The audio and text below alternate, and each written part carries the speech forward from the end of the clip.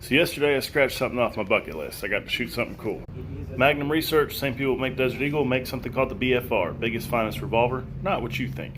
But this one is chambered in 30-30. Here's how it went shooting it. There she is. Here these are. So I sold my 30-30 last year. So I don't have a whole lot of ammo, which is good. We'll see it out here. Give this thing a test.